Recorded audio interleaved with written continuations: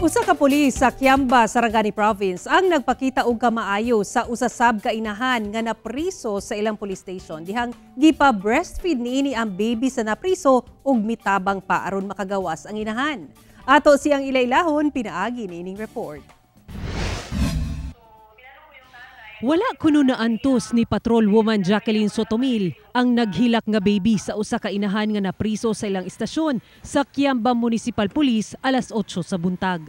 Busa isip usasab ka inahan nga nagapa-breastfeed na nanghid kini sa inahan sa usa ka bulan pa lang nga baby nga ipa-breastfeed kini ug gileyong nahilom ang bata. Si Patrolwoman Jacqueline kinsa na-assign sa Women and Children's Protection Desk o WCPD duna say 6-month-old baby. Naawa talaga ako sa bata kasi what if sir, pag anak ko yung nag-aiyak tapos siyempre kailangan talaga dede. So tinanong ko yung nanay bakit na nag-aiyak kasi yung sinabi niya wala nang madede yung kasi walang laman. So as a breastfeed ma'am, awa ng Diyos sir, marami mang laman ang dede ko sa gatas. Kaya sinabihan ko na ako mapadede. Ang inahan sa bata napriso tungod sa kasong pagpangawat. Hinuon nakagawas na kini human nakapiyansa. Kini sa tabang sab ni Patrolwoman Jacqueline ug kauban ng pulis nga nag-amot alang sa 6,000 pesos nga pampiyansa.